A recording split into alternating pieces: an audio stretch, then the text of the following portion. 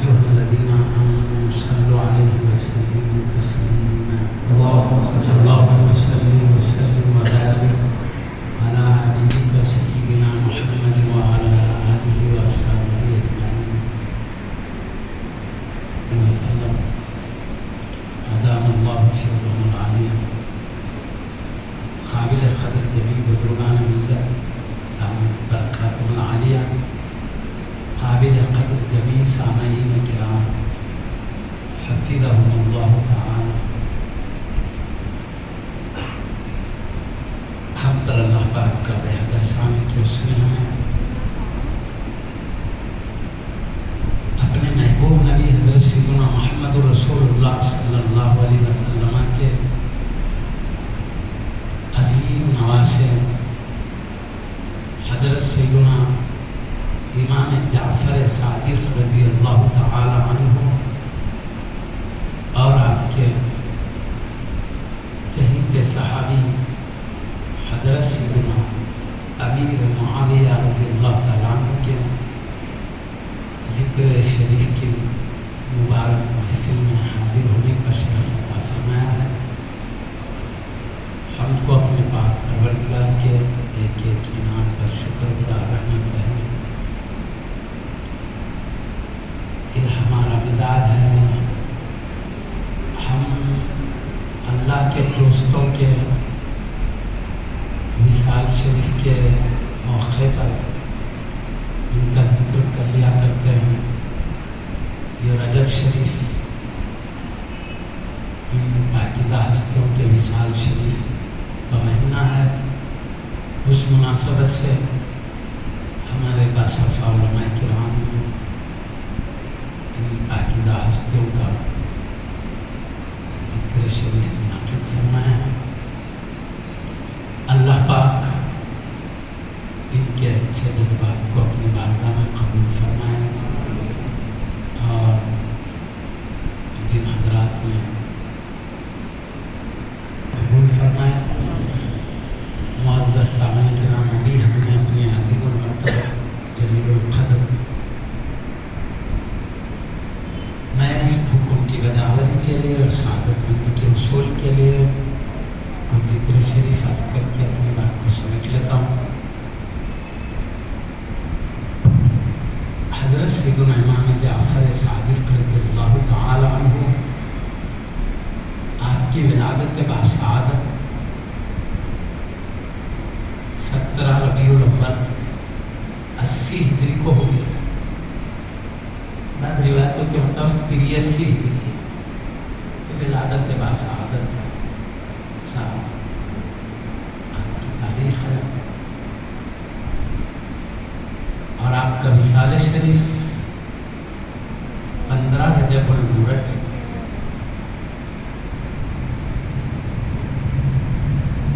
148 ہجری ہے. اور پھر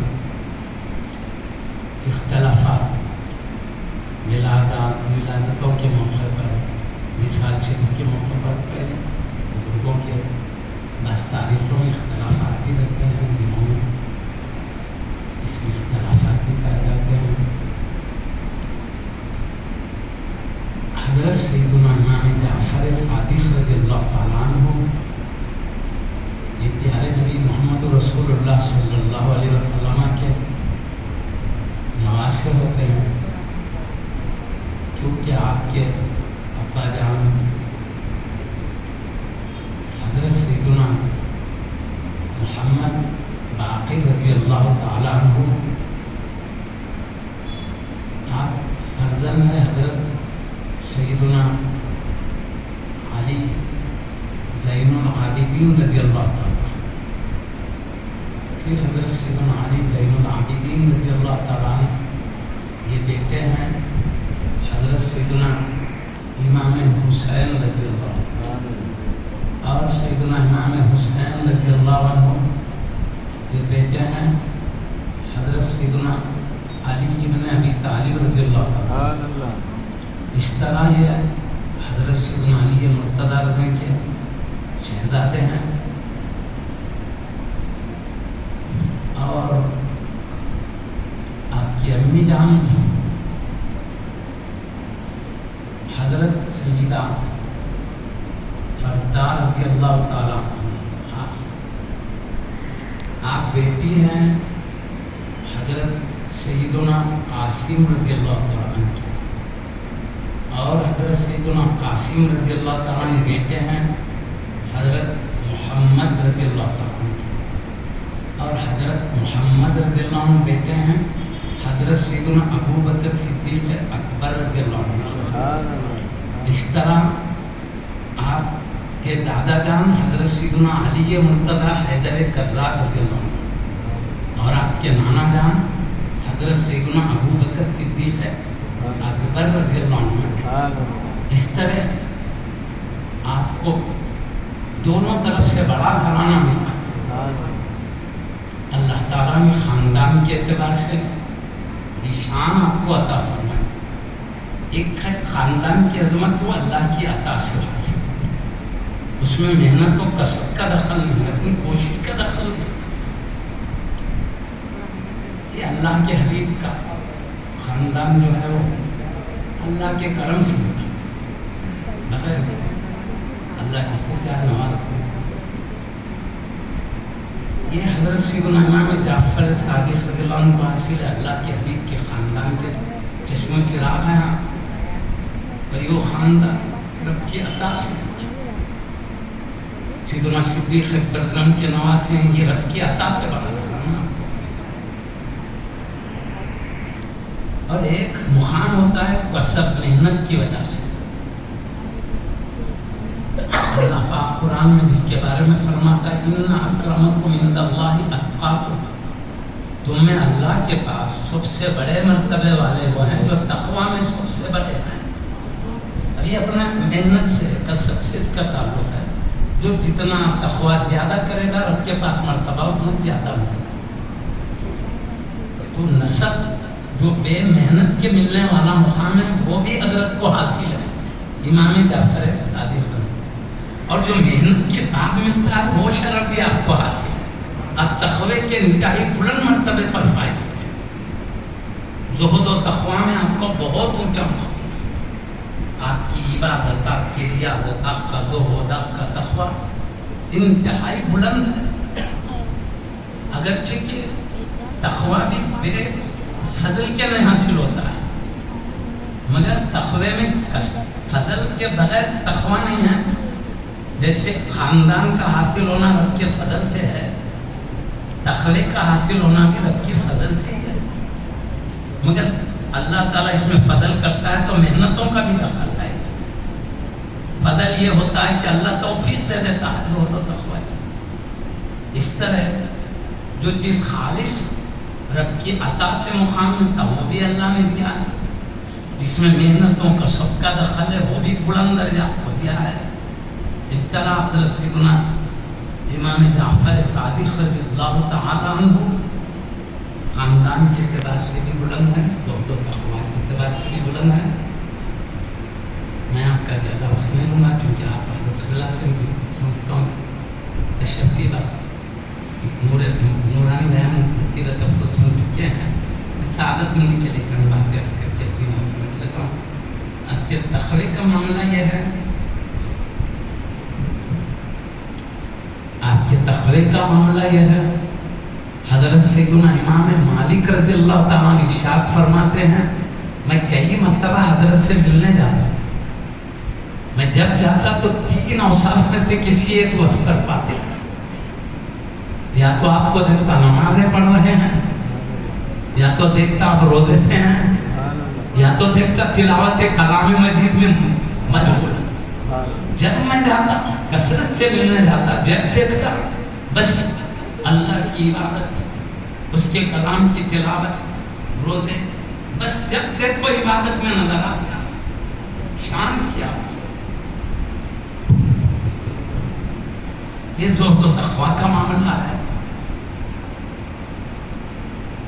بہت ہی اللہ تعالیٰ نے آپ میں زہد و تقوی اعلیٰ درجے کا عطا فرمایا۔ اللہ نے آپ کو کئی کرامتیں بھی عطا فرمایا۔ اللہ کے دوست سے خلاف عادت جو چیزیں ظاہر ہو جاتی ہیں، عام طور پہ لوگوں سے وہ نہیں ظاہر ہوتی، وہ چیز اللہ کے کسی دوست سے ظاہر ہو، اس کو ہم کرامت کہتے ہیں۔ اور اللہ اپنے دوست کو ان کی شرف کے لیے، ان کی عظمتوں کے اظہار کے لیے عطا فرما دیتا ہے۔ وہی کسی فاسق فاجر منکر، اللہ کا انکار کرنا، اللہ رسول کا انکار کرنا، اللہ دین کا انکار کرنا، اس سے کوئی عادت کے خلاف ہو، اس کو استدراج کہتے ہیں۔ استدراج کا مطلب اللہ اس کو ڈھیل کے طور پر عطا کرتا ہے تاکہ بندوں کا امتحان ہو، بندوں کا امتحان مقصد ہوتا ہے، اس لیے ان کو شرف بخشنا مقصد ہوتا ہے ولی کو، اور فاتح فاجر کو امتحان الہی مقصد ہوتا ہے۔ دونوں میں فرق ہے۔ اللہ شیطان کو بھی تصور دیا ہے، لوگوں کے دلوں میں وسوسے ڈالتا ہے، صحیح راستے سے ڈالتا ہے۔ یہ شیطان کانا دجال ہے، اس کے بارے میں حدیث میں ہے ایک بزرگ کو مارے گا پھر دوبارہ زندہ کرے گا، مار کے زندہ کرنے کی طاقت، حالانکہ وہ خدا کے مقابل میں اپنی خدائی کا دعویٰ کرنا۔ جو اس کو خدا مانیں گے ان کے کھیتوں پہ نظر ڈالے گا تو ہرے بھرے ہو جائیں گے، ان کے جانور دودھ سے بھرے ہوئے تھن موٹے تازے ہو جائیں گے، اور جو نہیں مانیں گے ان کی کھیتیوں کو دیکھے گا تو سوکھ جائیں گے۔ ان کے جانوروں پہ نظر ڈالے گا سوکھ کانا دجال کو اللہ دیا تھا وہ کہ وہ بندوں کے امتحان کے لیے، اور اولیاء اللہ کو جو کرامتیں دیتا ہے وہ ان کے عظمت کے اظہار کے لیے، ان کے شان و شوکت کے اظہار کے لیے۔ دونوں میں فرق ہے۔ اس طرح اللہ اپنے بندوں میں فیصلے جاری رکھا ہے۔ حضرت سیدنا امام جعفر صادق رضی اللہ، صادق آپ کی کنیت ہے، سیدنا امام جعفر صادق رضی اللہ تعالی عنہ صاحب کرامت بزرگ ہیں، خدا کی دوستی کے بلند مرتبے پر فائز ہیں۔ اللہ تعالیٰ ان کی ہر دعا کو قبول فرمائے، جو دعا کرتے مقبول ہو جاتی۔ ایک مرتبہ ایسا ہوا، حضرت لیث بن سعد رضی اللہ تعالیٰ عنہ وہ فرماتے کہ میں پیدل حج کے لیے نکلا، چلتے چلتے چلتے مکہ شریف پہنچا، ابو قبیس پہاڑی کے پاس پہنچا تو عصر کا ٹائم ہو گیا تھا، اپنے عصر کی نماز پڑھا تو آپ فرماتے میں بزرگ کو دیکھا، وہ اللہ کی یاد میں مشغول ہے، کہتے ہیں یا رب دعا کر،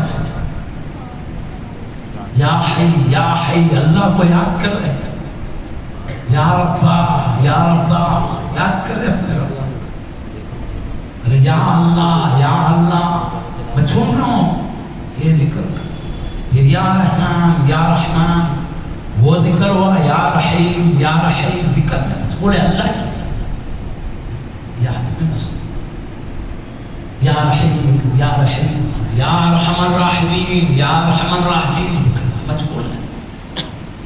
میں دیکھ رہا ہوں انتہائی نورانی شکل کے بزرگ ہیں، اللہ کی یاد میں ہیں۔ اب انہوں نے رب سے عرض کیا ہے پروردگار میرا جی انگور کھانا چاہتا ہے، انگور عطا فرما۔ اللہ سے عرض کر اے اللہ میرا جی چاہتا ہے انگور کھائیں، مجھے انگور عطا فرما۔ اس کے بعد فرماتے میری چادر تہبند بہت پرانی ہو گئی ہے، نئی چادر اور تہبند عطا فرما۔ دعا کیا، حضرت کہہ رہے میں سن رہا ہوں دعا، وہ کچھ بھی نہیں تھا، دیکھتے دیکھتے ٹھوکرا آیا، اس میں انگور بھی موجود ہے اور دو چادریں بھی موجود ہیں، وہاں موجود ہو گئے۔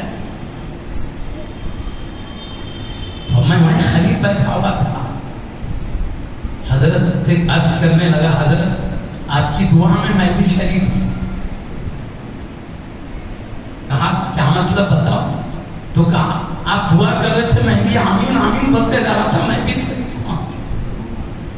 تو کہا آؤ تم بھی شریک ہو جاؤ انگور کھانے میں. تو میرے کو بھی شریک کرے انگور کھانے میں. مگر فرمایا دیکھو یہ انگور کھاؤ لے کے جمع رکھو کرو جو جتنا کھانا ہے. اب حضرت بھی تناول کر رہے، میں بھی تناول کر رہا ہوں، کھاتے رہے. کیا لذیذ، میں آج تک ایسی لذت نہیں دیکھا. عجیب قسم کے انگور تھے، بڑے لذیذ قسم کے انگور تھے. ہم نے، میں تو پیٹ بھر کھا لیا، حضرت بھی تناول فرمائے. پھر دیکھے تو ٹوکرے میں جیسے کہ ویسے بھرے ہوئے ہیں، کم نہیں ہوئے. اب پھر وہاں دو چادریں آتے تھے تو آپ نے فرمایا تمہیں لے لو، جو لینا ہے لے لو. حضرت فرمایا. تو انہوں نے کہا میرے کو ابھی ضرورت نہیں ہے چادر کی. تو انہوں نے کہا اچھا ذرا تم پلٹ کے ٹھہرو، میں اپنے کپڑے بدلا لیتا ہوں. تو پرانی جو تہبند چادر تھی اس کی جگہ اپنی غیب سے آئی ہوئی تہبند چادر بن لی ہے. بن لینے کے بعد اب وہ پرانی چادر ہاتھ میں پکڑ لیے، پرانا تہبند ہاتھ میں پکڑ لیے. پھر وہ پہاڑ کے پاس سے نیچے اترتے ہوئے صفا و مروہ کی پہاڑی کی طرف چلے گئے. اب ادھر گئے، وہاں جا کر جو سائی ہوتی ہے صفا سے مروہ، مروہ سے ادھر تشریف لے کے چلے گئے. تو ایک شخص ملا، ایک شخص مل کے کہتا حضرت مجھے کپڑے پہنائیے. تو حضرت نے کیا کیا، جو ہاتھ میں تھے وہ کپڑے ہی نہیں دے دیے، چادر تے بنی تھی نے انہیں نواز دیا.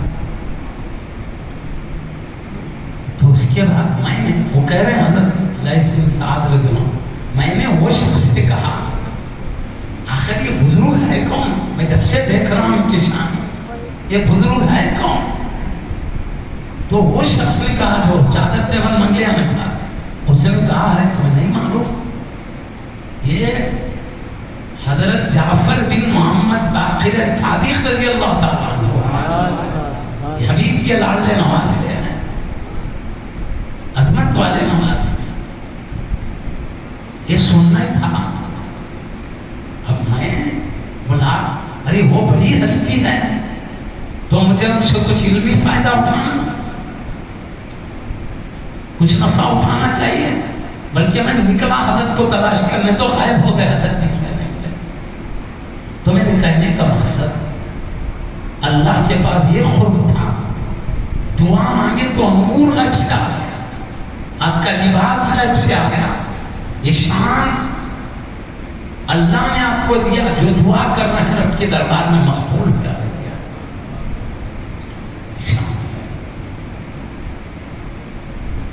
اور آپ کا معاملہ بڑا نرالا تھا. حضرت زہیر نامی شخصیت کہتے ہیں کہ میرے ابا نے امام جعفر صادق رضی اللہ عنہ سے فرمایا، عرض کیا، کون؟ حضرت زہیر رحمت اللہ علیہ نامی بزرگ کہتے ہیں کہ میرے ابا حضرت سیدنا امام جعفر صادق رضی اللہ عنہ کی بارگاہ میں حاضر ہو کے عرض کرتے ہیں، یا سیدی میرا ایک پڑوسی ہے، وہ پڑوسی یہ سمجھتا ہے کہ آپ صدیق اکبر و فاروق اعظم رضی اللہ عنہ کی شان میں برائی بیان کرتے ہو. میرا ایک پڑوسی، اس کا خیال یہ ہے کہ آپ ان کے خلاف بولتے ہو. تو حضرت فرمائے اللہ تیرے پڑوسی سے بری ہو جائے. جلال میں آ کے کہتے ہیں اللہ تیرے پڑوسی سے بری ہو جائے. میں تو حضرت سیدنا صدیق اکبر رضی اللہ عنہ سے جو میرا تعلق خلابت رشتہ نانا جان ہوتے ہیں، اس رشتے کی وجہ سے میں تو امید کرتا ہوں اللہ اس رشتے کی برکت سے مجھے آپ کا نفع مجھے عطا فرمائے گا، مجھے نفع دے گا اللہ تعالیٰ. میں تو یہ سمجھتا ہوں یہ فرمایا. اور ایک بزرگ روایت کرتے ہیں کہ ایک مرتبہ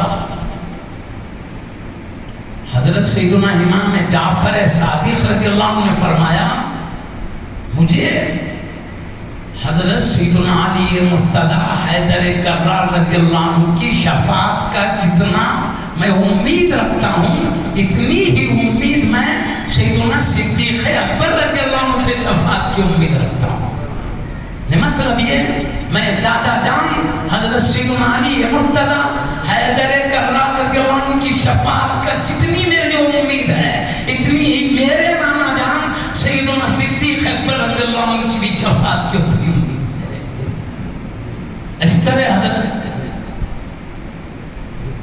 اپنے عظمت اور عفت والے دادا جان اپنے عظمت اور عفت والے نانا جان دونوں سے تعلق ہے. اس کی وجہ سے آپ جو امید رکھے اس کو بیان فرما رہے ہیں. اللہ تعالیٰ نے آپ میں بڑی شان عطا فرمائی. آپ کا جاہ و جلال بھی شان والا تھا. آپ چہرے پر حسن و جمال انتہائی درجے رکھتے. ویسے ہی جہاں ولایت کا نور چمکتا تھا دیکھنے والے خاندان مصطفیٰ کا نور بھی چمکتے دیکھتے تھے. جسمانی اعتبار سے علمی اعتبار سے روحانی اعتبار سے ہر حیثیت سے آپ اونچا مقام رکھتے. لیکن آپ کے زمانے میں ایک عباسی سلطنت کا دوسرا حاکم ابو جعفر منصور نامی وہ شخص حضرت سے بہت بے چین ہو جاتا تھا. امت میں جو آپ کی عظمت و شان کو دیکھتا اس سے بے چین ہو جاتا تھا.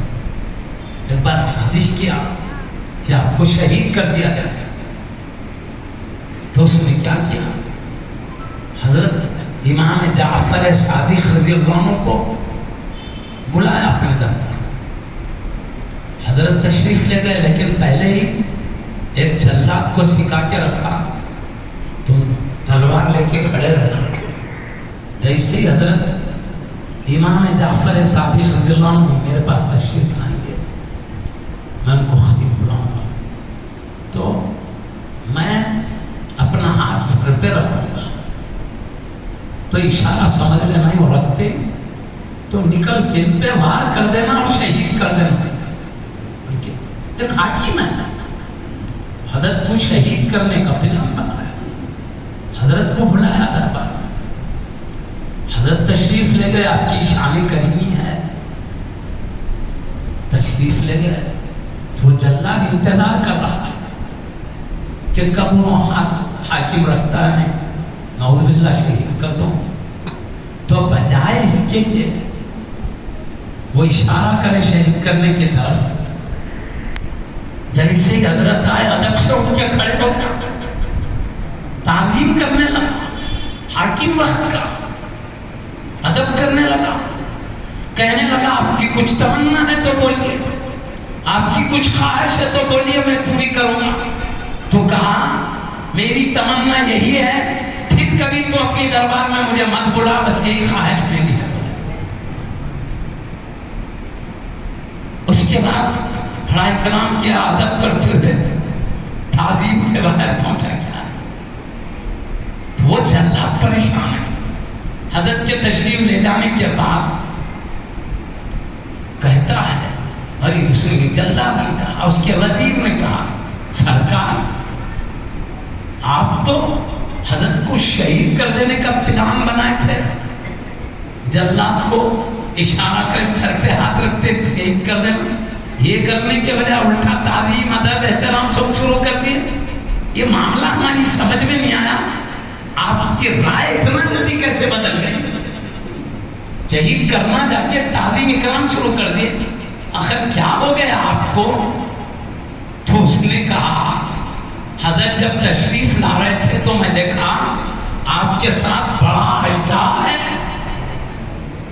میرے تخت کے نیچے ایک ہونٹ لگ کے ہے تو دوسرا ہونٹ تخت کے اوپر ہے، اتنا بڑا منہ کھولا ہے۔ اشارے میں بتایا ذرا بھی لغزش ہوگی امام کی بارگاہ میں پورے تخت کے ساتھ نکل جاؤں گا۔ اس کو دیکھا التہا کو، حیبت کے مارے میں نے تعظیم شروع کر دیا، ادب شروع کر دیا، میرا جان بھی بچ گئی، میرا پورا محل بچ گیا، ورنہ التہا مجھے پورے محل کے ساتھ نکل جاتا۔ تو اللہ نے حضرت کو وہ کرامت عطا فرمائی۔ یہ حاکم آپ کے ساتھ یہ بدترین ارادہ کیا، لیکن اللہ نے حبیب کے عظمت اور عفت والے نوازے کو کرامتیں عطا فرما کر ان کی حفاظت فرمائی۔ اس طرح اللہ نے سیدنا امام جعفر صادق رضی اللہ تعالیٰ عنہ کو بڑے مقامات سے نوازا، اونچے درجات سے نوازا ہے۔ ابھی عظمتیں مختلف پہلوؤں کی ہے آپ کے بڑے بڑے علم حدیث میں اساتذہ کرام ہیں، خود آپ کے اللہ سیدنا محمد باقر رضی اللہ تعالیٰ عنہ اور دیگر بڑی بڑی ہستیوں سے آپ نے حدیثیں شریف کر لیا، اور آپ کے شاگردوں میں خود آپ کے شہزادے حضرت سیدی امام موسیٰ کاظم رضی اللہ تعالیٰ عنہ ہیں، اور بڑی بڑی ہستی جن میں امام اعظم ابو حنیفہ رضی اللہ عنہ بھی شامل ہیں، آپ بھی شامل ہیں۔ ایک مرتبہ سیدنا امام اعظم رضی اللہ تعالیٰ عنہ سے امام جعفر صادق رضی اللہ عنہ نے فرمایا تم عقل مند کس کو سمجھتے ہو؟ امام اعظم رضی اللہ عنہ سے فرمایا تم عقل مند کس کو سمجھتے ہو؟ تو امام اعظم رضی اللہ عنہ نے کہا میرے نزدیک عقل مند وہ ہے جو خیر کو اپنائے، شر سے اپنی حفاظت فرمائے۔ تو آپ نے کہا ابھی وہ عقل مند نہیں، وہ عقل مند۔ سیدنا امام اعظم ابو حنیفہ رضی اللہ عنہ فرماتے یا سیدی آپ فرمائیے پھر عقل مند کون ہے؟ تو مجھے امام جعفر صادق رضی اللہ عنہ فرمایا عقل مند وہ ہے اس کو دو اچھی چیزوں میں ایک اپنانا ہے، دو اچھی میں جو بہتر ہے وہ اپنانا، اور جو دو نقصان چیزوں سے کسی ایک کو اپنانا پڑتا ہے، جو ہلکی ہے وہ اپنا لے، بڑی چیز کو چھوڑ لے۔ اس طرح فرمائے، مطلب آپ فیصلے بھی عجیب شان کے کرتے تھے۔ سیدنا امام اعظم رضی اللہ تعالیٰ عنہ جیسے عظیم آپ کے شاگرد رشید، آپ سے علم حدیث مختلف علوم آپ سے پائے ہیں۔ اس طرح سیدنا امام جعفر صادق رضی اللہ تعالیٰ عنہ بڑے اونچے مقام پر فائز ہیں۔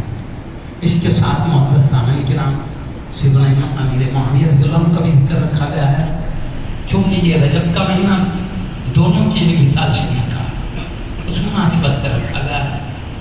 اب میں سمجھتا ہوں حضرت قبلہ مفتی تھا، قبلہ سے تفصیل سے آپ حضرت کی شان سن چکے ہیں۔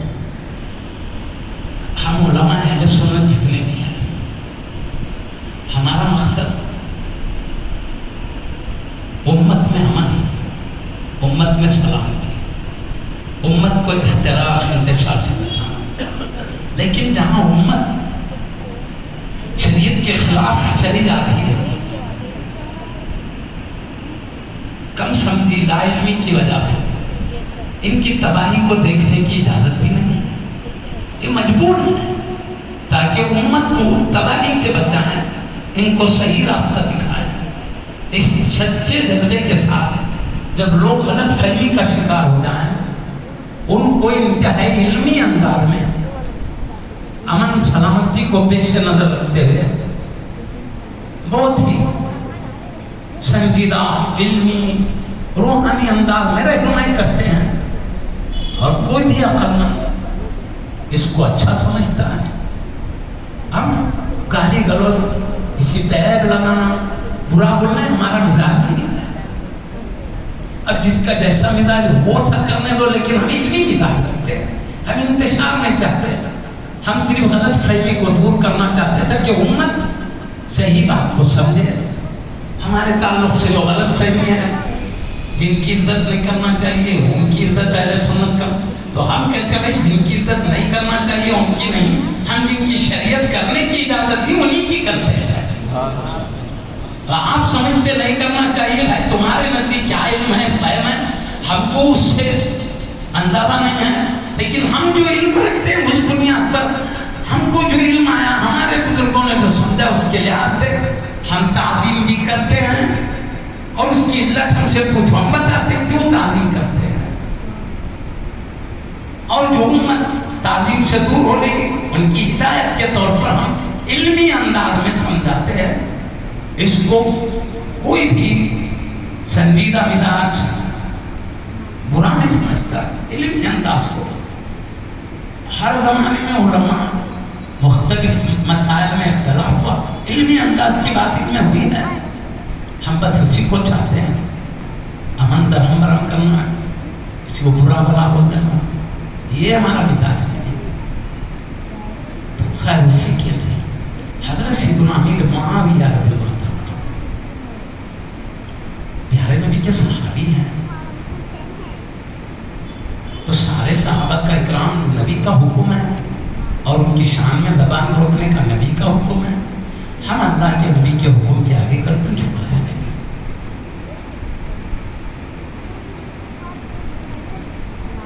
پیارے نبی نے فرمایا اللہ اللہ ہے، اتقوا اللہ اتقوا اللہ. یہ مطلب نہیں کرتا، عربی میں بعض کلمے پوشیدہ رہتے ہیں، مانتے ہیں، علماء بتاتے ہیں.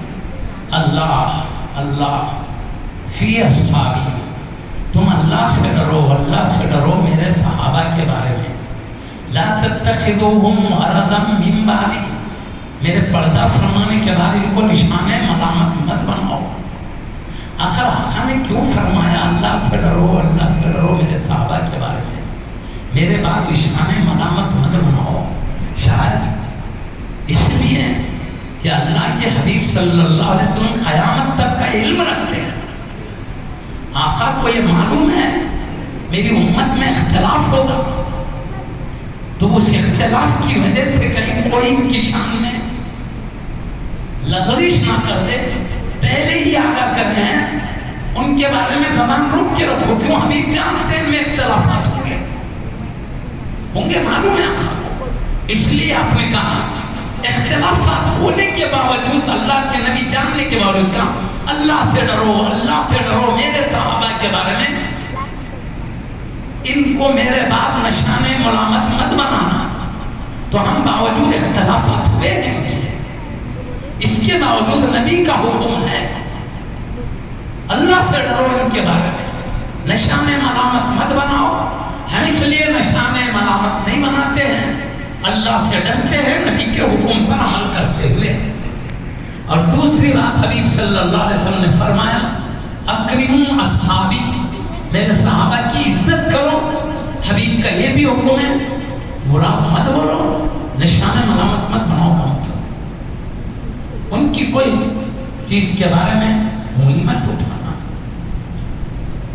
حبیب جانتے تھے اختلاف، یہ بھی جانتے تھے آخری اختلافات نفس کی وجہ سے نہیں، دینی جذبے میں ہونا ہے. اس لیے آقا نے بہت روکا ہے، عزت کا حکم دیا، تعظیم کرو، اکرام کرو. اور پیارے نبی فرماتے ہیں خیر القرون قرنی، سب سے بہترین زمانہ میرا، یعنی قیامت تک ایک زمانے کے لوگ جاتے دوسرے زمانے کے لوگ آتے تو نیا بنا. صحابہ کا دور ختم ہوا، پورے صحابہ انتقال فرما گئے. اب بعد والے جو ہے ان کا دوسرا زمانہ، پورے تابعین ختم ہو گئے، اب تابعین گئے. تو بہترین زمانہ میرا، یعنی میرے ساتھ رہنے والے جب تک ہے وہ ان کا زمانہ. ان کے وصال کے بعد ان سے لگا ہوا زمانہ. آپ کہتے بہترین زمانہ میرا، اس کے بعد اس سے لگا ہوا، اس کے بعد اس سے لگا، اس کے بعد برائیاں عام ہو جائیں گی. جیسے یہود میں برائیاں تھی میری امت میں آئی ہوئی، مطلب میرا جو زمانہ بہتر ہے، پیارے نبی نے ان کے بہتر ہونے کی گواہی دی ہے اور ملامت سے بھی روکا ہے۔ نشان ملامت اس لیے ہمارے عقائد کی کتابوں میں ہے، جب بھی صحابہ کا ذکر کرو پیارے نبی کے ارشادیوں کا خیر ہی سے کرو، ان کے خوبیاں ذکر کرو، ان کے اختلافات لڑائیوں میں مت جاؤ اور بہترین تعویلات کرو، اس لیے کہ ہم کو پیارے نبی کا حکم ہے ظن المؤمنین خیرا، ایک مسلمان کے ساتھ اچھا گمان کرو، ایک عام مسلمان نہیں ہے، صحابہ تمام مسلمانوں کے تابعدار ہوتے ہیں، ان سے تو بدل کے اور اچھا گمان کرنا چاہیے۔ یعنی ان کی نفس کی لڑائی نہیں تھی، دینی جذبات کی لڑائی تھی، کیونکہ پیارے نبی کی یہ تربیت یافتہ حضرت ہے۔ اس لیے حضرت سیدنا عبداللہ بن مسعود رضی اللہ عنہ فرماتے ہیں تم لوگ پیروی کرنا ہے تو ان کی کرو جو انتقال کر چکے، کیونکہ زندہ لوگ فتنے سے خالی نہیں ہیں۔ مطلب جیسا زمانہ آگے بڑھ رہا ہے، نئے نئے چیزیں پیدا ہو رہی ہیں، جو انتقال کر گئے ان کی پیروی کرو، کیونکہ وہ فتنے سے پاک، مطلب دینی معاملے میں وہ صاف ستھرے تھے، ان کا دین سلامت تھا۔ پیروی کرنا ہے تو دین کے معاملے میں انتقال کیے ہوئے ہستیوں کو، تو محدثین صلاح کرتے ہوئے فرماتے ہیں انتقال کیے ہوئے ہستیوں سے مراد صحابہ کرام رضوان اللہ علیہم، بعد والے فتنے سے خالی نہیں۔ پیروی کرنا تو ان کی مطلب ان کے جو احادیث سے جو ان کے طریقے ملیں گے دینی معاملات کے، وہ دیکھ کر چلو۔ اور اس لیے حبیب صلی اللہ علیہ وسلم کا ارشاد ہے اصحابی کالنجوم، میرے سارے صحابہ ستاروں کی مانند ہیں، بِأَيِّهِمْ اقْتَدَيْتُمْ اهْتَدَيْتُمْ، ان میں جس کی بھی پیروی کرو نجات پالو گے۔ وجہ یہ ہے کہ صحابہ میں مسائل میں اختلاف ہوا ہے، کبھی دینی عقائد وغیرہ میں اختلاف نہیں ہے، اس لیے پیارے نبی نے فرمایا جس کی بھی پیروی کرو نجات پاؤ، سو ہدایت پاؤ، کیونکہ صحابہ کو رہنمائی کرنے والے مصطفیٰ۔ لڑائی دینی جذبے میں اجتہادی مسائل میں ہو گئی ہے، لیکن جہاں تک عقائد میں سو ایک تھے، محبت، چاہت، اخلاق سو ایک تھے۔ اس طرح جیسے دیگر عظمت والے اہل بیت کرام کے پاکیزہ اخلاق کریمہ، اچھے اعمال صالحہ، ایسی تمام صحابہ کرام کے تھے، ایسے ہی سیدنا امیر معاویہ کے علم اخلاق کے بارے میں باضابطہ کتاب لکھی۔ اب انتہائی بات درگزر فرمانے والے معزز سامعین کرام، ایک واقعہ حدیث کا ہے، آپ کے زمانے کا۔ ایک شخص آیا، آ کر کہنے لگا کیا حاکم ہے؟ کون امیر معاویہ میں حاکم ہے؟ کیا کہتا معلوم؟ آپ سیدھے رہیے ورنہ ہم سیدھے کر دیں گے آپ کو۔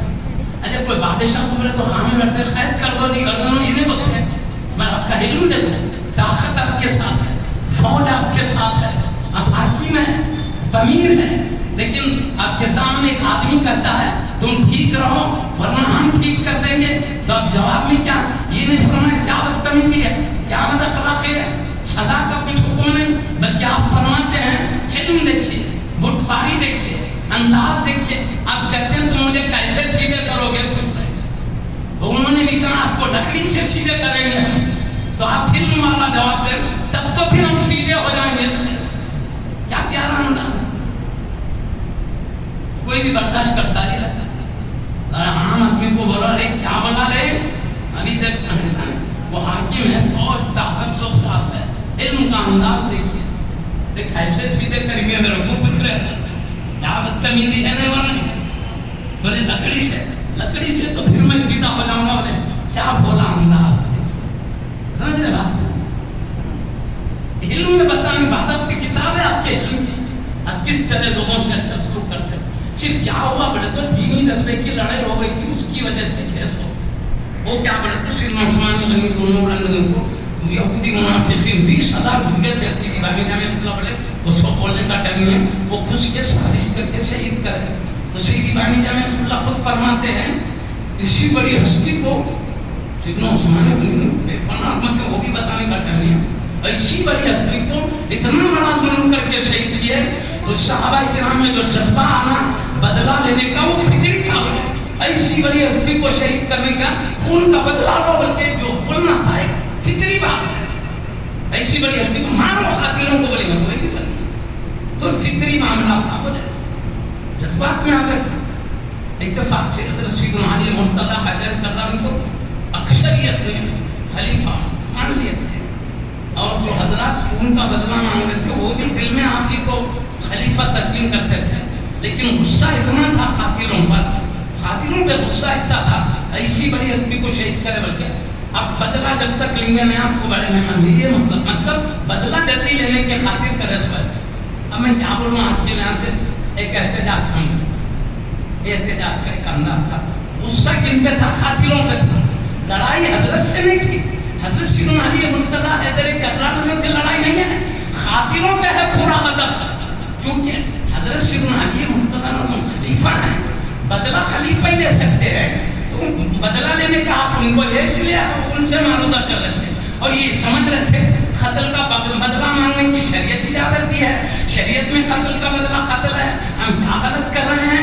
امیر المومنین سے شریعت کا حق مانگ رہے ہیں، وہ اپنے نزدیک یہ سمجھتے تھے ہم حق ہی کر رہے ہیں، غلط نہیں کر رہے ہیں، اور ادھر حضرت سیدنا علی مرتضیٰ وہ خود چاہتے تھے قاتلوں کو جو دلائل سے ثابت ہو تو قتل کریں، لیکن بانی جامع قبلہ کے ارشاد کا محاصل کرتا ہوں، 20,000 یہودی منافقین ہاتھ اٹھا رہے تھے، جب حضرت پوچھتے کس نے شہید کیا تو 20,000 یہودی منافقین کہتے تھے ہم نے خط شہید کیا، تو اس کی وجہ سے حضرت سیدنا علی مرتضیٰ حیدر کرار کو صحیح قاتل کا پتہ نہیں چل رہا تھا، یہ مجبوری تھی، اس لیے آپ بدلہ نہیں لے سکتے تھے، شریعت کا حکم ہے جب تک قتل کا قاتل دلیل سے ثابت نہ ہو جائے تب تک بدلہ نہیں لیا جا سکتا، تو حضرت کو دلیل مل نہیں رہی تھی، بدلہ نہیں لے رہے تھے، لہذا آپ اپنی جگہ حق پہ تھے، پورے بزرگوں نے، تمام اہل سنت کے محدثین نے، مفسرین نے، فقہاء نے، اولیاء نے کہا حضرت سیدنا علی مرتضیٰ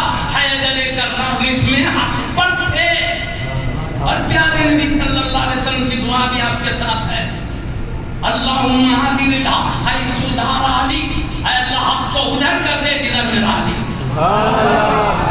حق آپ کے ساتھ تھا، مگر سیدنا امیر معاویہ دیگر جو مسلمان صحابہ ہیں وہ کہتے بدلہ لو، وہ کیا سمجھ رہے تھے، ان کی خطا کیا ہو رہی تھی، اتنے دن ہو گیا ابھی تک قاتل کا بدلہ نہیں لیا، آپ ذمہ دار ہیں، آپ کوشش نہیں کر رہے ہیں، جو سمجھے وہ خطا ہو رہی تھی، کیا سمجھ رہے تھے؟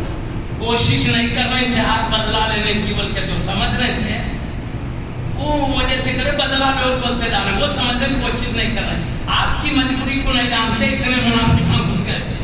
سیدی بانی جامع دیگر کتابوں میں سیدی بانی جامع صلی اللہ علیہ وسلم کی بات کر رہا ہوں، ہمارے قریب رہتے ہیں حضرت کتابیں ہمارے قریب ہے، اور حضرت شریعت تاریخ علوم کے جامع ہیں، آپ عارف باللہ ہیں، آپ شیخ الاسلام ہیں، آپ عاشق رسول اللہ ہیں، خاص بات اللہ کے حبیب کے اشارے سے تشریف لائے ہیں، حبیب نے اس لیے بھیجا امت کو تباہی سے بچاؤ، صحیح عقیدہ صحیح علم پہنچاؤ، تو حضرت حبیب پاک کے حکم سے آئے، آپ کی رہنمائی گویا اللہ کے حبیب کا اشارہ ہے، آپ کی بات اللہ کی نبی کی تائید کے ساتھ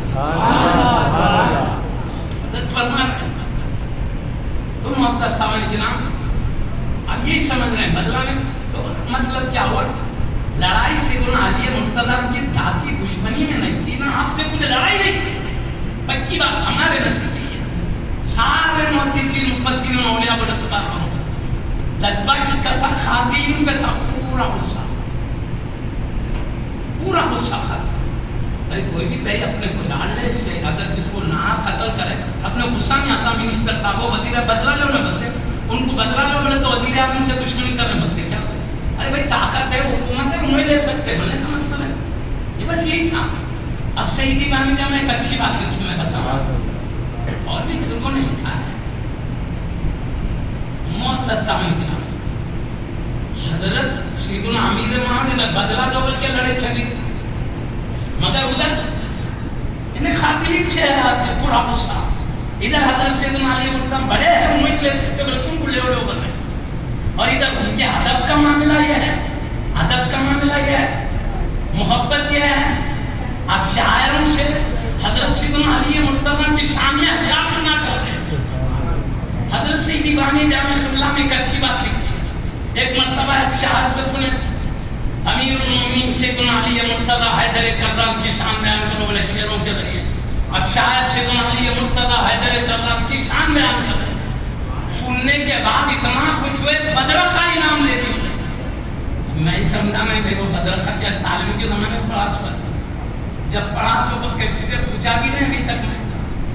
اب یہ جانا چاہتا ہوں کیا ہوا بولے تو صورت پیش آ گئی. ایک ہمارے ساتھی عرب کو گئے ہوئے تھے، مجھا کیا ہے مولا بھائی یہ بدرخہ کیا ہے، میں معلوم کرنا تعلیم میں پڑھا تھا، میں آپ ذرا بتائیے. پڑھ کے دماغ میں رکھ لیا تھا، میں سمجھا نہیں بدرخہ. بولے دونوں بولے بدرخہ عرب میں اونٹ کے بچوں کو بولتے بولتے. تو مطلب کیا، خوش ہو کے اونٹ کا بچہ انعام میں دے، اونٹ انعام میں دے دیے. بولے کا مطلب اتنا خوش ہے، مطلب محبت تعظیم یہ ہے. وہ بدلہ جو بنا وہ عثمان کے قاتلین کے پاس ان کو مار بولنے کا قتل کا بدلہ اسلامی. اسی لیے پیارے نبی صلی اللہ علیہ وسلم کا ایک ارشاد ہے، میری امت میں لڑائی ہوگی اور دونوں کا دعویٰ ایک ہی ہوگا. بولے ایک کیا، انہوں بھی بول رہے میں شریعت کے لیے لڑ رہا ہوں، انہوں بھی بول رہے میں شریعت کے لیے لڑ رہا ہوں. مگر لڑائی میں حق ایک کے ساتھ ہوگا، ایک سے خطا ہوگی.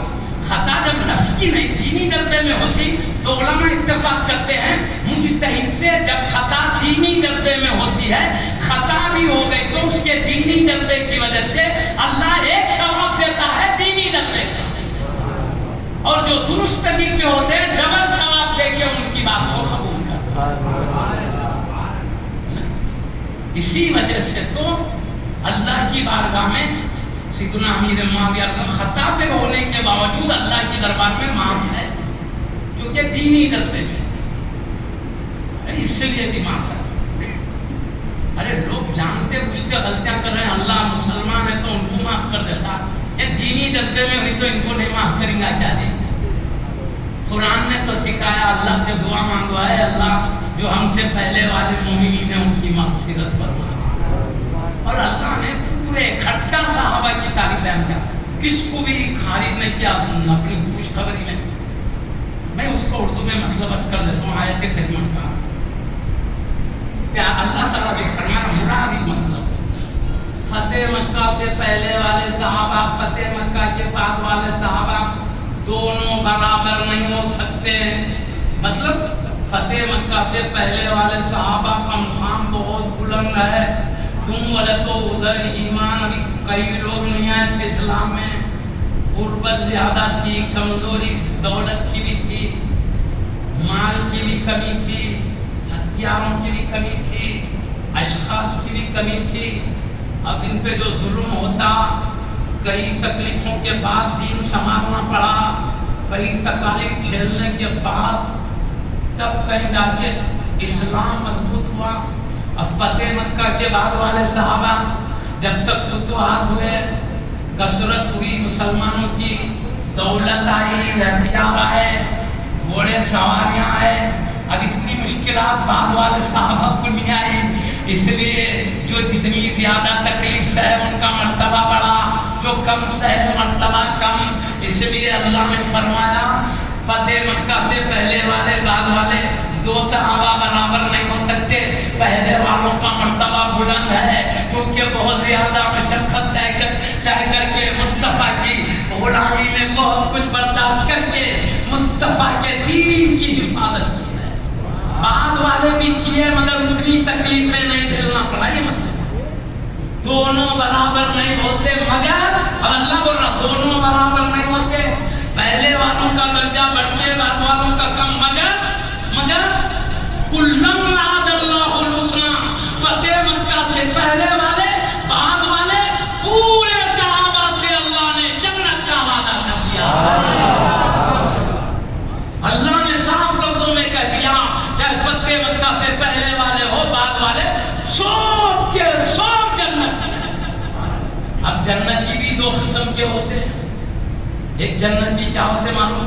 گناہگار ہیں، پہلے گناہ کے مطابق سزا پا کے رہیں گے، یا تھوڑی سزا پاتے کسی پیاروں کی شفاعت یا اللہ کے بغیر شفاعت کے کرم کی وجہ سے تھوڑی سزا پاتے نکل کے جائیں گے. یا ایسا بھی ہوتا اللہ کچھ سزا ہی نہیں دے، پہلے سے ہی معاف کر کے داخل کرے، ایسا بھی ہوتا ہے. مگر دونوں امکان تھے. کیا تھوڑی بہت سزا دے کے جنت میں داخل کرے غلطیوں کی، یا بے سزا کے معاف کر کے جنت میں داخل کرے؟ ہر امت کے ساتھ ایک امکان ہے بھائی، اللہ گناہ کرے نہ فرمائے سزا دے، یہ بھی تو اللہ پوری نہیں دیتا، امت کو تھوڑی ہوتی تھوڑی معاف کر دیتا، اور کئیوں کو تو بے سزا دے دیتا۔ یہ ہے دونوں اہتمام امت کے ساتھ۔ مگر صحابہ کرام کی شان کیا ہے؟ جنت کا سب سے وعدہ کر لیا تو جنت میں کیا تھوڑی سزا پا کے جانے والے بھی ہے کیا؟ تھوڑی پا کے پھر جائیں گے ویسا نہیں، جنت کا وعدہ کر لیا تو کس شان سے؟ لا یسمعون حسیسہا، اس شان سے کہ دوزخ کی بھنک تک نہیں سنیں گے، ایسے جنت میں۔ نعرہ تکبیر، نعرہ رسالت۔ ارے دوزخ میں جا کے نکلنا الگ ہے، دوزخ کی آواز بھی نہیں سنیں گے، اتنا دور دوزخ سے ہے۔ حدیثوں میں آیا ہے دوزخ کا ایک ایک ڈلہ بڑے بڑے پہاڑ کی طرح ہے، ایک ڈلے کی گرمی کی شدت سے دوسرا چھوٹا ڈلہ پگھل جاتا ہے، ایسے بڑے بڑے ڈلے اڑتے ہوئے شعلے، ایسی آواز ہوگی، دوزخ کی آواز 500 سال تک جاتے رہے گی۔ قرآن کہتا ہے میرے حبیب کے صحابہ کو دوزخ تو دوزخ ان کے 500 سال کے قریب بھی نہیں، دور سے ہی جنت میں داخل کر دیا۔ اللہ پاک بشارت دے رہا ہے، اللہ ہم تیرے حکم کے آگے گردن بھی جھکائے ہوئے ہیں، دل بھی جھکائے ہوئے ہیں، تیرے حکم کے آگے ہم بھی قربان ہیں، ماں باپ بھی، خاندان بھی، ہم سب کچھ قربان کرتے ہیں، تیرے حکم کو دل سے مانتے ہیں، یقین کرتے ہیں، یقیناً تیرا وعدہ سچا، یقیناً اللہ ایک شان نے عطا فرمایا۔ خوف سے جنت کا وعدہ کیا ہوا؟ حسنہ کا وعدہ، حسنہ بولے تو جنت، بلکہ مفسرین تفسیر کرے دی، اپنے دماغ سے کچھ بھی نہیں بول سکتے، قرآن پڑھے تو مفسرین جو بولے، محدثین، فقہاء، اولیاء بولے، ہم لوگ بولے کہ چلتے بھائی اپنے دماغ سے کچھ بھی نہیں۔ سبحان اللہ، سبحان، آپ سمجھ رہے ہیں نا بات؟ اب چاہے وہ یہ کرے ہوں گے، وہ کرے ہوں گے، ہم سے زیادہ اللہ جانتا ہے، وہ جانتا ہے کچھ بھی کرے ہوں گے، میری بارگاہ میں دوزخ میں بچا کے جنت میں لکھ جانے، اللہ سب کچھ کے بارے میں لکھ جا رہا، اس لیے بھی اور کیا بولا اللہ؟ وَهُمْ آگے بڑھا وَهُمْ فِي مَشْتَهَتْ أَنفُسُهُمْ خَالِدُونَ، وہ ایسے نعمتوں میں ہوں گے جو نفس کی خواہش ہوگی وہ ان کو عطا کیا جائے گا، اور وہ ہمیشہ ہمیشہ رہیں گے۔ حبیب بولے کچھ مت بولو ان کو، حبیب بولے عزت کرو ان کو، اللہ بولا میں سب کو جنت میں جاؤں گا، دوزخ کو جانا دوسری بات، ان کو بھنک تک سننے نہیں دوں گا۔ نعمتوں میں اللہ تیرے پہ بھی ایمان ہے، تیرے مصطفیٰ پہ بھی ایمان ہے، جو بولے ہم لبیک کرتے۔ اب امت کوئی بولتے بھائی یہ لے کے چلو، اچھا صحابی ہونے کی حیثیت سے شان ہے الگ الگ ذاتی خوبی۔ اب صحابی ہے تو ہر صحابی ہر خوبی نہیں رکھتے، بعض صحابی کو کچھ کمال ملا، بعض کو کچھ کمال ملا، بعض کو کچھ کمال ملا۔ پیارے نبی، ہمارے نبیوں کے سلطان اللہ کے حبیب صلی اللہ علیہ وسلم، قیامت تک کا علم اللہ نے ان کو بتا دیا، سب جانتے ہیں کون کیا ہے۔ پیارے نبی ان کو بھی جانتے ہیں، ان کے عمل کو بھی جانتے ہیں، ان کے دل کو بھی جانتے ہیں، عمل کے انداز کا ہوگا پیارے نبی بہتر جانتے ہیں۔ یہ سب جانتے ہوئے کہ کیا کیا ان سے سرزد ہوگا، سیدنا امیر معاویہ سے کیا کیا سرزد ہوگا، سب جانتے ہوئے بھی پیارے نبی نے ان کے لیے دعا دی ہے، اللہم علم الکتاب والحساب وقہ العذاب، اے اللہ معاویہ کو کتاب کا علم دے، حساب کا علم دے، اللہ ان کو عذاب سے بچا۔ نبی کی دعائیں ساتھ ہیں، ہمارے نبی دعا دے سکتے ہیں، ہم تو امت ہے، دعا ہے، اس لیے ہم بس گردن جھکائے ہوئے، اللہ کے نبی کی حمایت ہے ان کے ساتھ، اللہ ان کو کتاب کا علم دے، اللہ ان کو حساب کا علم دے، اللہ ان کو عذاب سے بچائے۔ یہ ہے، اس سے کر اور ایک دعا ہے، اللہم اجعلہ ہادیا و مہدیا، اے اللہ ان کو ہادی بھی بنا، مہدی بھی، اور ایک حدیث میں اللہم اجعلہ ہادیا ومہدیا واہدی بہ، اے اللہ ان کو ہادی بھی بنا، مہدی بھی بنا، ان کے ذریعے ہدایت بھی دے۔ ہادی بولے تو لوگوں کو سیدھا رستہ بتانے والے، مہدی بولے تو خود رستے پہ چلنے والے۔ اللہ کی نبی کی دعا، ارے اللہ کے نبی کے سچے غلام جو ولی ہوتے ہیں، ولی کی دعا رد نہیں کرتا تو نبیوں کے سردار کی دعا کیسے رد کرتا؟ تو نبی کی دعا ہے اللہ یہ بھی ہدایت پر رہے، دوسروں کو بھی سیدھے راستے کو لے کے چلے۔ اب کیا ضروری ہے کہ ہم رستہ بتائیں تو سب راستے پہ چلتے رہے؟ ضروری نہیں ہے نا، سب چلنا ضروری ہے کیا؟ نہیں ہے، وہ چلنا ہے، لیکن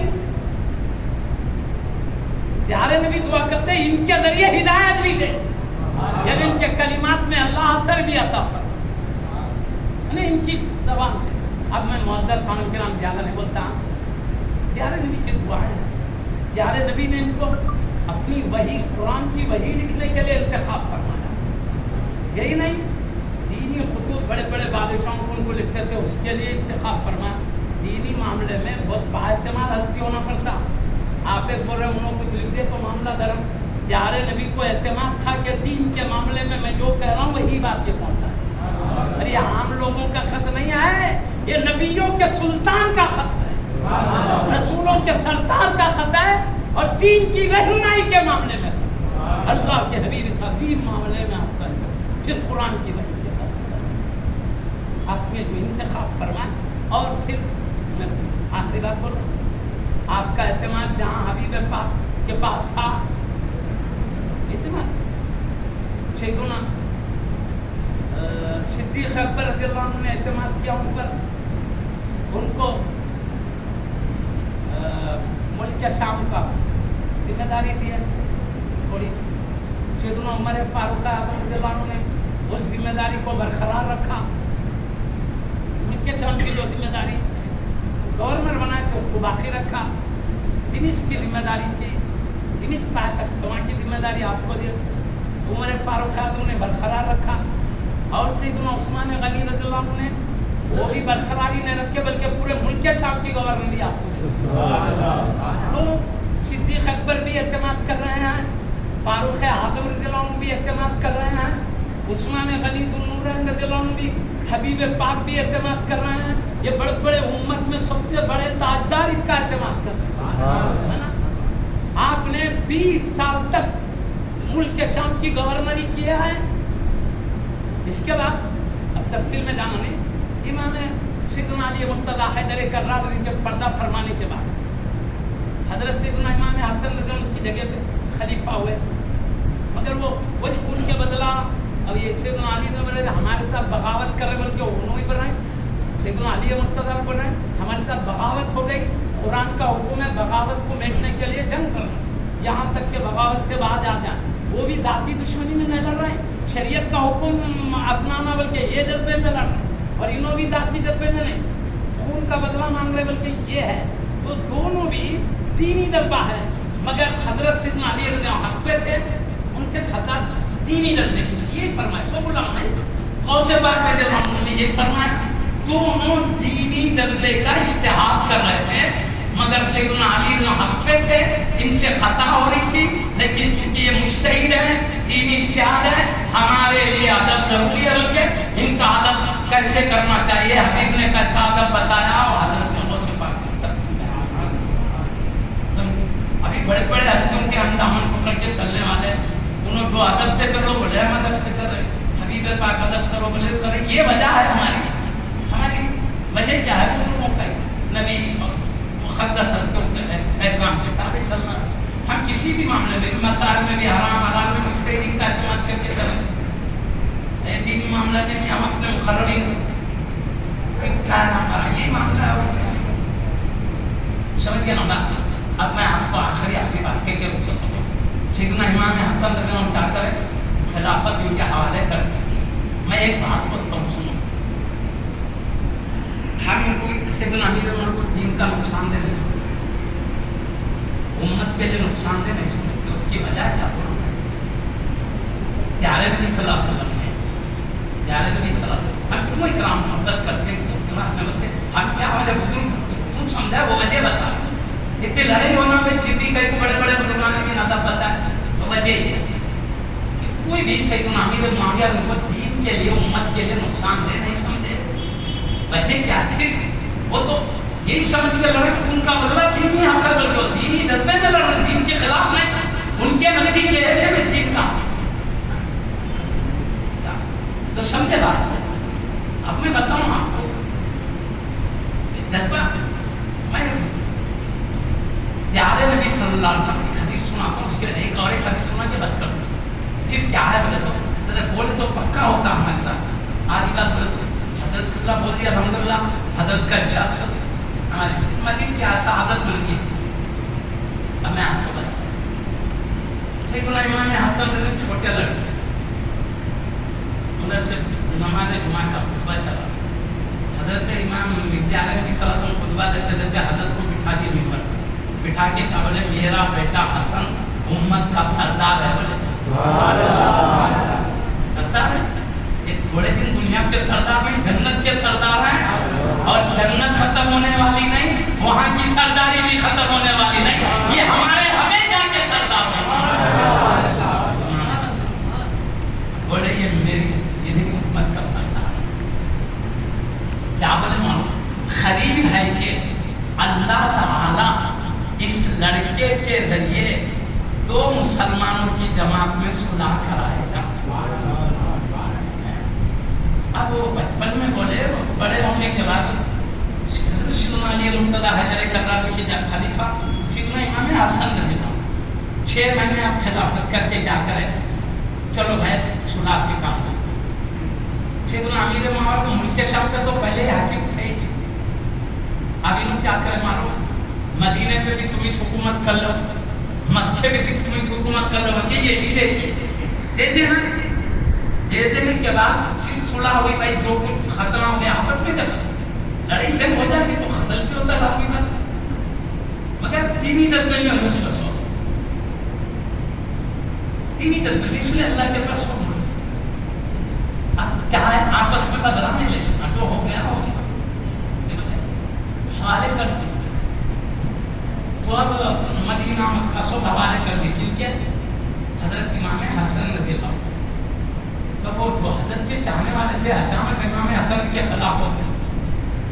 کیوں تم امیر المومنین کے ہاتھ میں دے دیا؟ بلکہ اب یہاں امیر المومنین کے جگہ یہاں آل المومنین بولنے لگے. مطلب کیا، اے مومنین کو شرمندہ کر دینے والے.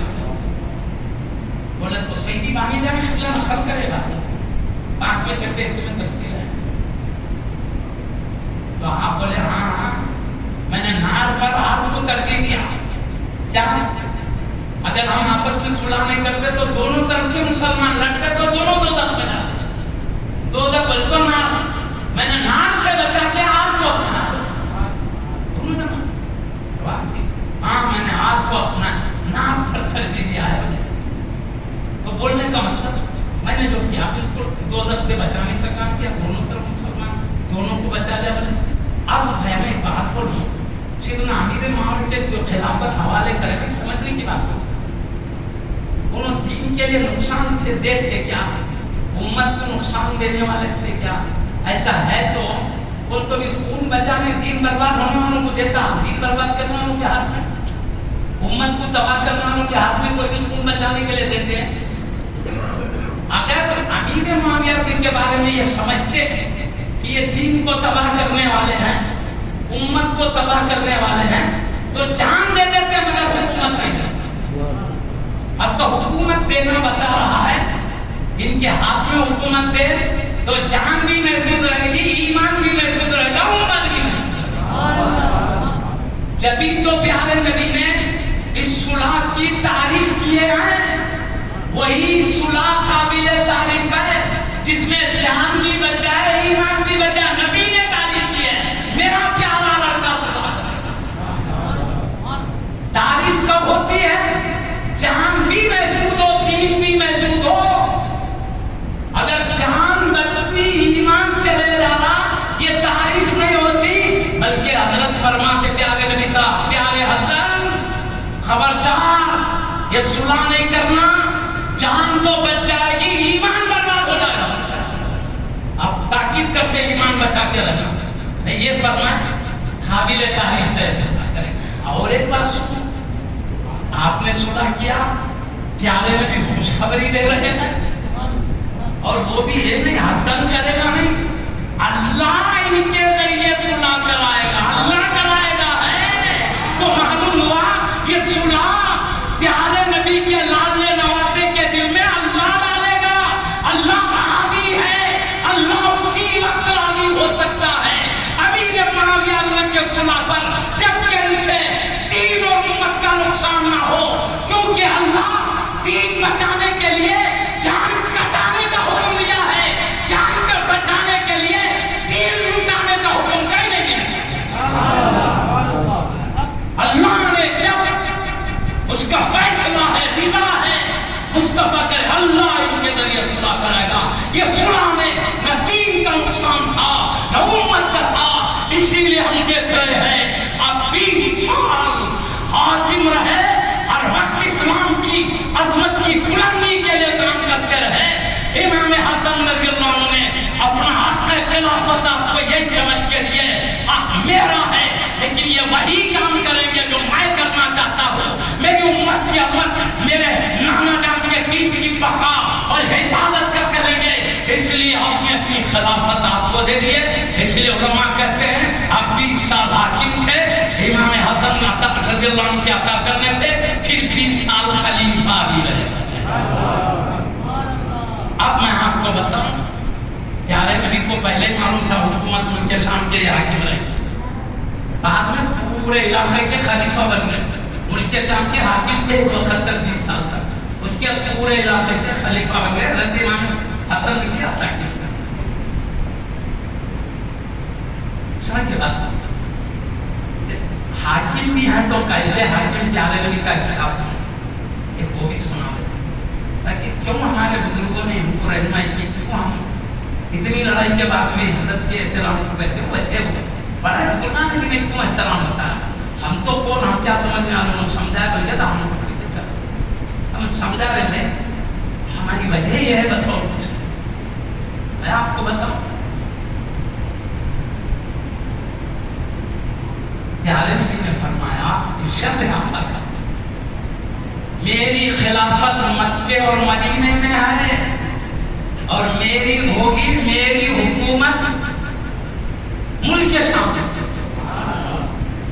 ملک شام پر امیر حکومت کرے. خلافت چاروں پانچوں خلفاء نے یہی کیا مکے مدینے میں, تو خلافت مدینے میں کیوں بولے, خلافت مدینے میں ہے, میری خلافت مدینے میں ہے, میری حکومت ملک شام میں. خلافت کو بھی نبی نے میری کہا, حکومت کو بھی میری کہا. مطلب کیا, خلافت بھی میری دین کی عظمت کے لیے ہوگی, حکومت بھی ہوگی تو میرے دین کی عظمت کے لیے, میری حکومت. اچھا, اسی وجہ سے تو اللہ ان کے لیے راضی ہو رہا ہے, دل میں ڈال دیا ہے, اللہ کرائے گا صلح. اب آپ کی اسلامی خدمت تاریخ کے صفحات میں پھیلی بھی ہے, وہ سن لیں. ایک واقعہ حدیث شریف کا سنا کے میں اپنی بات سمیٹ لیتا ہوں تاکہ اس روشنی میں ہر کوئی چلے. اب پھر مرضی بھائی اتنا بول رہے ہیں, حضرت اللہ اتنا بولے, علماء اتنی کوشش کریں, کہیں کو کرنا ہے غلط فہمی علمی روشنی میں دور ہو جائے. ہم بالکل اختلاف کے ہم مخالف ہے, اختلاف نہ ہو, ان سے کسی لیے کسی کو گالی نہ دے. لوگ گالی بھی دے تو میں آپ سے کہہ رہا ہوں گالی کا جواب گالی مت دیجیے, صبر عفو کیجیے, صفو کا بھی اجر ملے گا. گالی کا بات نہیں, علمی انداز سے رہنا. ہم کہہ رہے کبھی بھی لڑائی کی بات نہیں ہونے پائے, انتشار اختلاف کی بات نہیں, صرف تاکہ جو حضرات علم نہیں ہونے کی وجہ سے گالی دے رہے ان تک بات سمجھ میں آئے تو گالی بند کر دیں. اور جو حضرات اس اتحاد کا لحاظ کر رہے ہیں, اللہ ان کو اس پر ثابت قدمی دے. ہم ان کی تعریفیں کرتے ہیں, اتحاد کی خاطر علمی انداز کو اپناتے ہیں.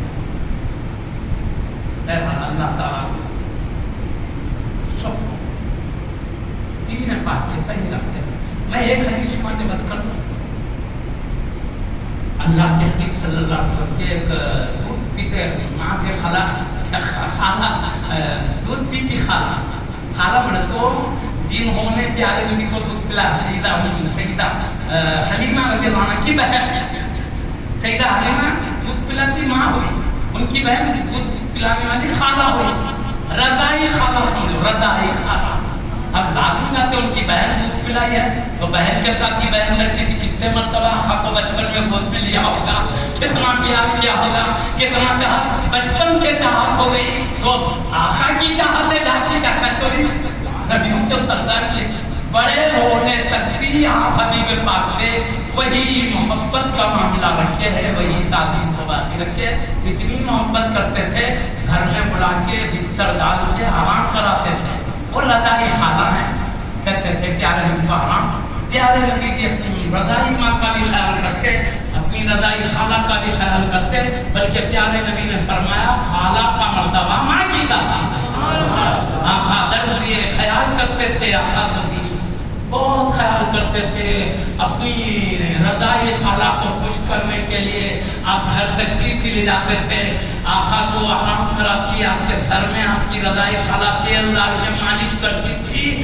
اللہ نے بے پناہ محبت و عظمت دیا، پیارے نبی بھی اپنی رضائی خالہ ہونے کا لحاظ کرتے، بہت خیال کرتے تھے، ایسے ہی نیند لگ گئی حبیب صلی اللہ علیہ وسلم کو، نیند لگ گئی تو اب نیند سے بیدار ہو رہے، مسکراتے مسکراتے ہنستے ہوئے، ہنستے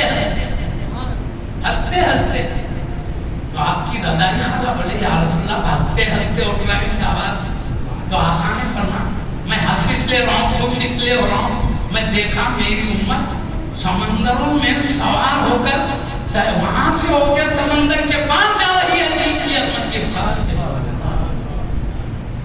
وہ خوش ہو کے بولے رضائی خالہ یا رسول اللہ اگر یہ شام ہے وہ لشکر کی دعا کیجئے میں بھی وہ لشکر میں شامل ہو جاؤں، تو پیارے نبی دعا نہیں دے رہے، خوشخبری دے رہے، ہاں تم بھی اس میں شامل ہے، نبی کا علم غیب ہے، آقا یہ بھی جانتے ہیں کیا ہوگا، اور رضائی خالہ بھی اس مقام میں رہی، یہ بھی جانتے ہیں۔ پھر تھوڑی دیر میں اور ایک بار نیند آ گئی، پھر سو گئے، پھر نیند سے بیدار ہوئے تو پھر ہنستے ہوئے بیدار ہوئے، مسکراتے ہوئے بیدار ہوئے، تو پھر رضائی خالہ بولے یا رسول اللہ صلی اللہ علیہ وسلم آپ مسکراتے ہوئے بیدار ہو رہے ہیں کیا بات؟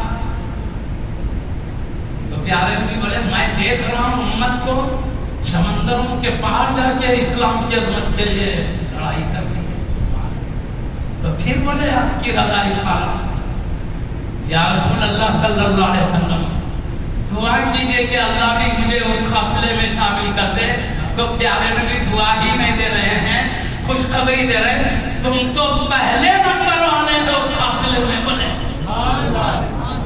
تو ہوا کیا حبیب صلی اللہ علیہ وسلم کئی دن پہلے بنے، کئی سال پہلے بنے، حبیب پاک اپنے دنیاوی زندگی مبارک کے وقت کا بیان کریں، آپ کے بعد صدیق اکبر کی خلافت کا دور، عمر فاروق اعظم کے دور، عثمان غنی رضی اللہ عنہ کا دور خلافت آ گیا، اب وہ خواب کی تعبیر ہو رہی ہے، اب کیا ہوا ہے، قافلہ تیار ہوا، کہنے جا رہے ہیں سمندروں میں کشتیاں ڈال لی ہے، کشتیوں میں گھوڑے بھی ہے، کشتیوں میں آدمی بھی بیٹھے، کہاں جا رہے ہیں سمندر پار دشمن کے مقابلے کے لیے، چاہ کے کیا کرے یہ سمندر سے نکل کے کنارے، سمندر کے یہ کنارے سے نکل کے وہ کنارے پہنچے، پہنچ کے کشتی میں سے گھوڑے بھی نکالے، آدمی بھی نکلے، اب جا رہے ہیں دشمن سے مقابلہ کرنے کے لیے، تو وہ حضرت سیدہ آپ کی پیارے نبی صلی اللہ علیہ وسلم کی رضائی خالہ جو ہیں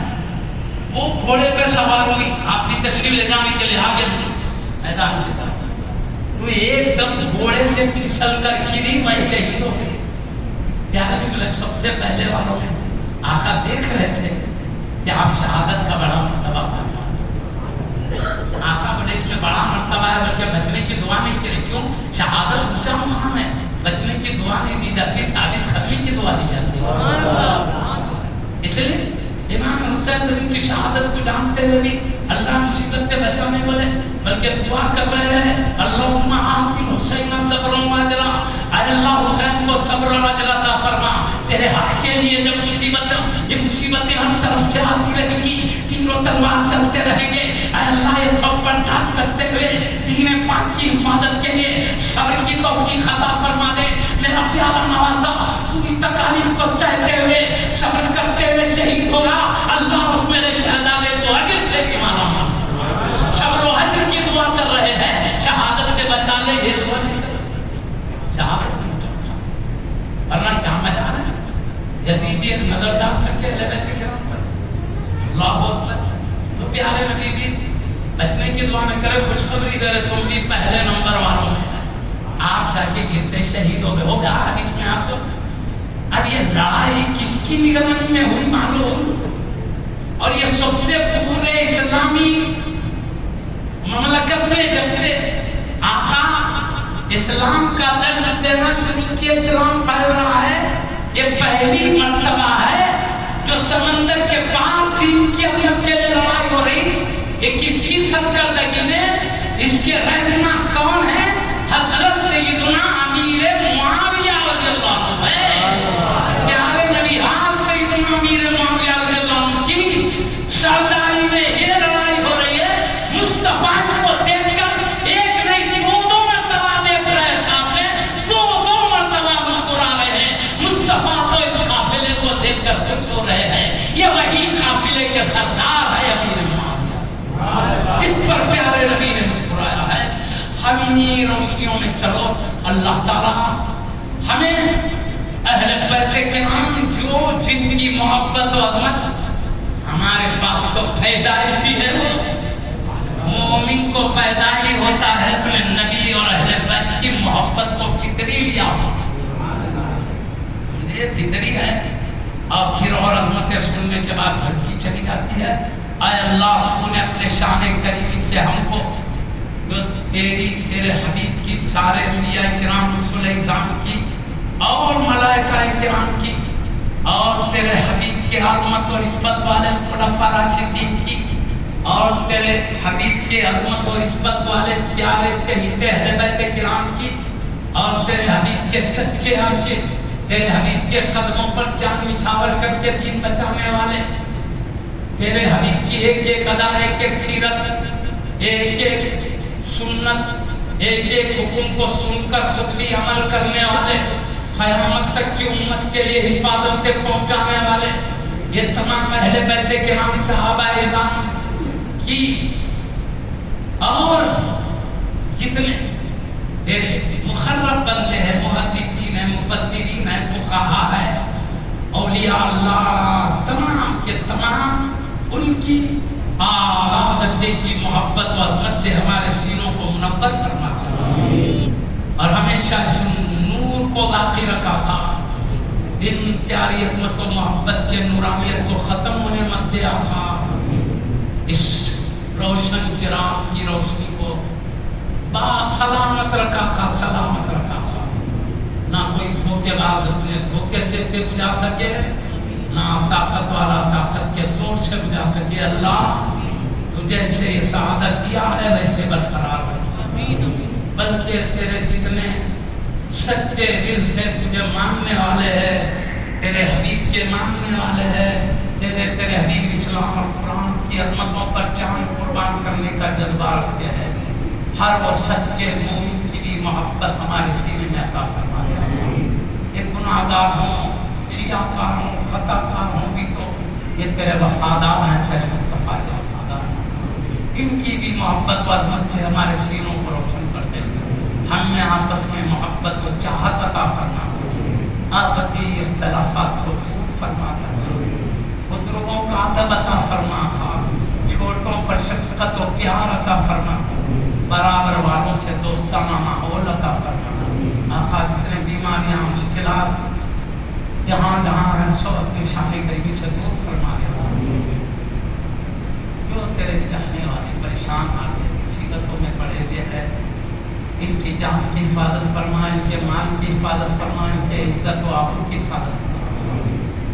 ऐ पाक परवरदिगार, अपने शान करीमी से जो तंगदस्तों में जो जिस मुश्किलात को तू बेहतर जानता, हम भी नहीं जानते, जिस पे मुश्किल आई है वो खुद नहीं जानता क्या क्या मुश्किलों में गिरा हूँ। परवरदिगार तू बेहतर जानता है, तेरे हबीब की उम्मत से हर मुश्किल से हिफाजत फरमा।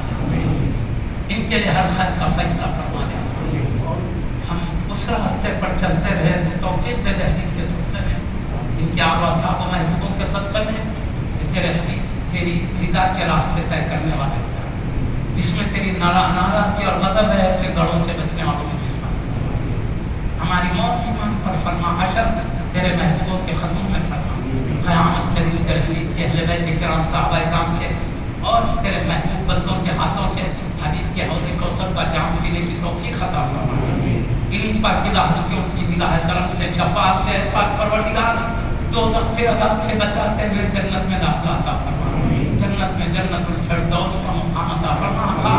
ہم اپنے خوبیوں کی وجہ سے جنت الفردوس میں مانگتے ہیں. تیرے حبیب نے فرمایا ہے جنت الفردوس مانگو، جنت مانگو، جنت میں بھی فردوس کی جگہ مانگو. تیرے حبیب کا حکم ہے اس لیے مانگ رہے آقا. ہم اپنی لیاقت کی وجہ سے نہیں، تیرے حبیب کے حکم کے مطابق مانگ رہے آقا. تیرے حبیب کے صدقے میں ہمیں وہ عطا فرما دے. حبیب نے وہ مانگنے کے لیے ہمیں حکم دیا اور ہمیشہ دنیا اور آخرت کی بھلائی کا فیصلہ فرما دے. وآخر دعوانا الحمدللہ.